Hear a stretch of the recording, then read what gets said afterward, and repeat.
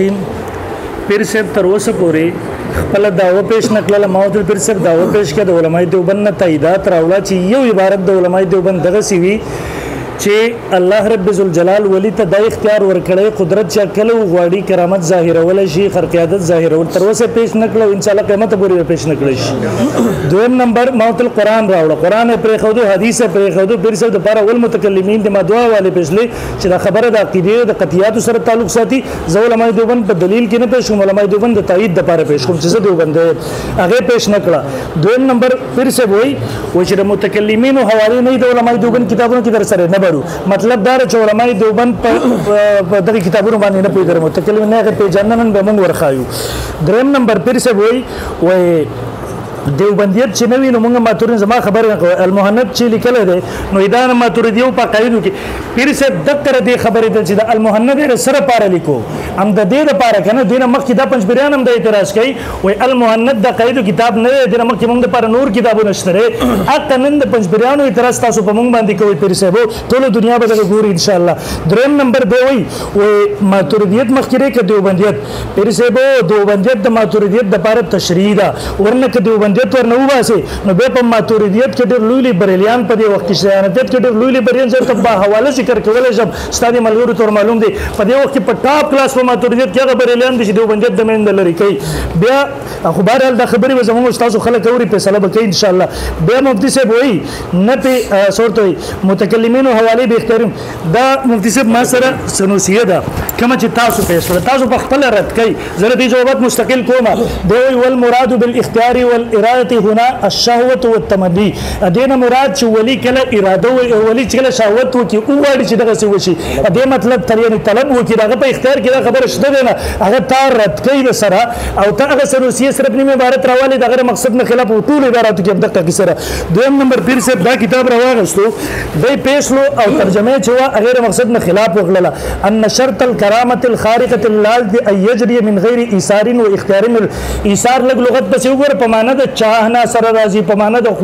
یعنې چې هغه غواړي هغه خوښوي چې زما نه کرامت ظاهر شي. او به اختیار د هغې په تفسیر کې د قدرت په معنی سره نه دی. مفتي صاحب پیر صاحب غلط بیاني مه کوو، د منظره به علما اوري بیا به موږ تاسو په باره کې څه وایي. دې نه پس د مفتي سجاد صاحب تقریض والا کتاب به پیش کو مدلل و مفصل عقاید قص نه څه مراد دی فلا فلا. پیر صاحب دقه په دقه جلد 568 کې لیکي وہ انسانی کسب سے اس کا کوئی تعلق نہیں، معجزے و کرامت سره د انسانی کسب هیڅ تعلق نشته. بیا وایي معجزه و کرامت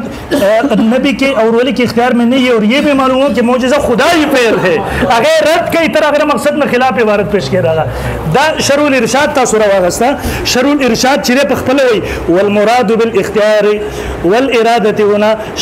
शहवती व तमन्नी दागेन मुराद चिरे शहवत व तमन्ना दे चा तमन्ना के माना का ज़ाहिर शी और तरह अगेन खिलाफ मतलब फला तताल्लुक बिल इरादत बिमान अल qasd दे वही दल तकस माना दे सरन कम चिता सु मुराद खली मुझसे किताब पूरा पेश किया और टूल किताबों ने किरदा कहाल अदेना पस मुझसे मा हवाले पेश करी हुए अदेना पस 31 नंबर हवाल दा कायदा अहले सुन्नत दे और पदे शेख सलीमुल्लाह खान से तकरीज दे ख्वाजा खान मोहम्मद से तकरीज दे पदे सईद अरशद मदनी पदे बने कारी हरीब जलंधरी गाजीपुरी दी टूल पे लिखली दे करामत और दा कायदा किताब दे आम न दे सफा नंबर 100 फिर से कोई उलमा जो वन चरा कायदा किताबों ने कहता मुतकल्लिमीन ने मुतल करे गलत कायदा कौम तौर करी दी अदे पर सफा नंबर 182 बंदे के मौजज़ा व करामत ज़ाहिर होने में नबी और वली की किसी किस्म के कुदरत का कोई दखल नहीं होता। करामत के ज़ाहिर होने में किसी वली का अपना कोई इख्तियार नहीं होता, बल्कि जब अल्लाह ताला चाहते और जो करामत चाहते अपने किसी ने एक बंदे के हाथ हो जाए दरेज तक खबर है कि इख्तियार है पाकिस्तान की तारीफ से बिवारत है खलकला दाखिल पस तारीफ से बेवर शेख सलीमुल्लाह खान साहब की खपुई के मुखपुई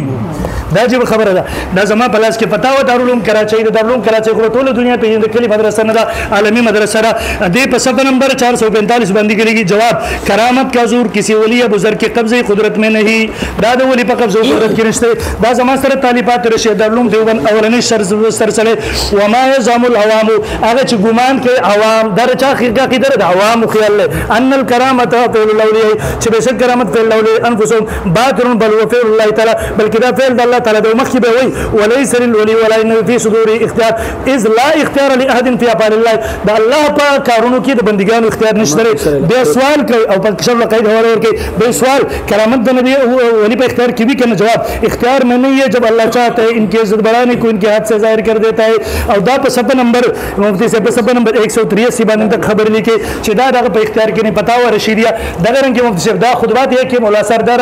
عالمی مجلس ته په ختم نبوت امیر تر شوی او صفات چې پاکستان کې معروف شخصیت ده د په دې باندې مستقل درس ده خطبات یې کې مولا سر صفحه 303 باندې وې کرامت اس لیے نہیں دکھائی جاتی تاکہ یہ نمایاں کر دیا جائے یہ بھی خدائی میں شریک ہے ولی نشي ظاهر ولا دته د اختیار ولی نه ور کړه ځکه الله سره د خدای کې شریک نشي خدای اختیار ولا ثابت نشي به په واضح ان کو بھی کچھ اختیارات حاصل ہوئے اور داخل ہونے کی مشرک کیونکہ بنیادی عقیدہ ان کے معجزے کے اندر نبی کا دخل ہوتا ہے نہ کرامت کے اندر ولی کا دخل ہوتا ہے یہ دونوں جو ہے اللہ کی قدرت سے صادر ہوتے ہیں دین سری عبارت سوال دا تحفۃ المناظر دے جو پاکستان پس تلوی مناظر دے دا منگل سے قدی صفحہ نمبر 322 باندې کشف و معجزہ یہ غیر اختیاری ہوتے ہیں بے اعلان دے لکھی کشف کرامات و معجزہ یہ غیر اختیاری افعال پدی کی اختیار د سرشتره دا د دارالعلوم دیوبند شیخ التفسیر د معارف القرآن د کندلوي صفحه نمبر 184 باندې لیکي او دا اور شپږ مثالونه تر قلم پاغي ورکوم په مفتی محسن سے بھی اعتراض کول جوہر ثابت ہے جوہر خبر تو ثابت ہوتے سوئی وہ حتیٰ کہ معجزے میں نبی کا اختیار ہی نہیں اور بسا اوقات نبی کو پہلے سے اس کا علم نہیں ہوتا جس طرح قلم بظاہر لکھتا ہوا معلوم ہوتا ہے لیکن فی الآخر لکھنا قلم کا فعل اختیاری نہیں بلکہ کاتب کا فعل اس طرح معجزہ رکھت فعل اللہ ہے فعل اللہ کا ہے مگر اس کا ظہور نبی کے ہاتھ سے ہوتا ہے نبی کے اختیار میں نہیں بیان دل کی شعر دلان دی دین وای څنګه چې قلم یو سړی په قلم باندې لیکل کوي دا قلم چې د د فعل نه د لیکون کې فعل دی که څوک وای عثماني صاحب حواله واست پېښ کوم څوک وای چې دا قلم فعل دی دا قدرت قلم ته ورکو د الله سره شرک وکړو ځکه د الله څنګه چې دغه سړی فعل چې د قلم ته منسوب کو دغه سي په کرامت او معجزې کې د الله فعل بندل ورکو اختیار ورکو او من زعم ان الله جل للعباد من الامر شيء فقط كفر بما انزل الله ولم بي دولس کتابونو د حدیث نقل کړي چا چې دا ګمان وکړو چې الله باز اختیارات بندګانو ته خدای ما فوق الاسباب ورکړي د هغه وحی باندې چې تمام انبیو اتفاقی و بدی باندې کفر وکړو شرک وکړو دا په صفحه نمبر 191 باندې دغه تفصیل کوي دغه رنګي تاسو چې مخکې معلم الربان پیش کو اگر دو ځای کې وای نبی شیخ صفدر صاحب روډ څنګه پیش کو دغه د څه عبارت دی پیش کو چې محتمل او صریح عبارت نبی کا معجزہ ہو یا ولی کی کرامت ہو اصل حکم تو اللہ تعالیٰ کو ہوتا ہے کام کرنے والے وہی ذات ہے اس کا مقام پر آگ بے مثالوں داغے اور کی تو قرآن نبی کے معجزے یا ولی کی کرامت کو ان کا ذاتی فعل سمجھتے اور شرک میں مبتلا ہوتے ہیں سو کی ذاتی پر شرک کے مبتلا کی بے ہوئی اس طرح اولیاء اللہ کو جو کرامت صحیح طریقے سے ثابت وہ بھی اللہ ہی کا فعل ہوتا ہے جسے اللہ تعالیٰ عزت بخشے اس کے ہاتھ پر کرامت ظاہر ہو جاتی ہے اپنے مرضی سے کوئی نبی بھی معجزہ پیش نہیں کر سکتا قرآن پاک کی تصریح پر دیوانی بے آیتوں پیش کی دینا پس دا زمان سارا دا ٹیم چی تیر شاگین اور اس تبے دوبارہ دیوتے ورکا جی دیوتے ورکا ٹیم مائی صاحب ٹیم مائی صاحب دورتے ورکا دے بیا ہوئی معلم الرفان بل جلد مفتی صاحب دار دی جلد نمبر 3 میں سب 543 دا وہ یہ بات اچھی طرح ذہن نشین کر لینے سے کہ معجزہ یا کرامت اللہ تعالیٰ کا فعل ہوتا ہے ایسا کام انسان کے اختیار میں نہیں ہے واضح الفاظ دو عبارت ہیں ان سے ٹھول گو رہی رکھے پس دا اشرف السوانی تانوی صاحب دے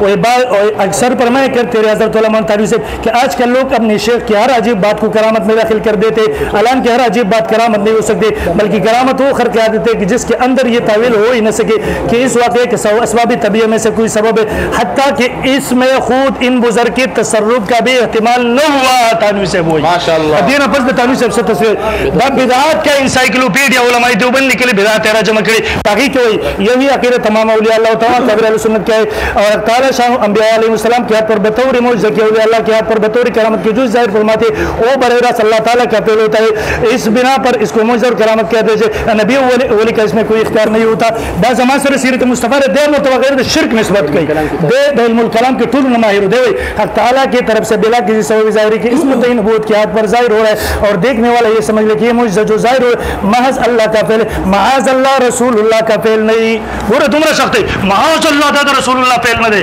معاذ اللہ ورسول ہوئی تمہرا سخت الفاظ دے علم الکلام ماہر پیش گئی دینا پس تفسیر محمود جلسوں کے مفکر اسلام سبست رحم ہوئی ویداد اللہ فعل دے ولی اختیار پکی نشترے دا تفسیر عثمانی کے सफ़ा नंबर 506 के आयत दलांदर के मालूम हुआ कि एजाज़ व करामत फिल हकीकत खुदावंद कदीर का फ़ेल जो वली नबी के हाथ पर खिलाफ मामूल ज़ाहिर किया जाता है दादा अल्लाह फ़ेल दे रबी हत्ता चिदा मोहम्मद ज़हूर फारूक शहीद रहे मौलाना मशहूर मुकर्रिर और शहीद इस्लाम दादा सिपाही साहब स्टेन अगर करामत और मौजज़ा बरवरा अल्लाह के इख्तियार होते नबी चाहे कि मैं मौजज़ा दिखा नहीं दिखला सकता वली चाहे कि मैं करामत दिखाऊं नहीं दिखा सकता क्यों वजाहत है कि रागी नफस दा जमान सर मुझसे पदीर शेख ज़करिया से मौलाना तकरीज़ दे शरीयत या जालत हिंदुस्तान वाले निकले अदे सफ़ा नंबर 414 बंदगी मौजज़े और करामत भी अल्लाह के इख्तियार में खालिस अल्लाह पे इख्तियार की हसर के बल चब इख्तियार के दा तफसीर जलालैन दे जमान सर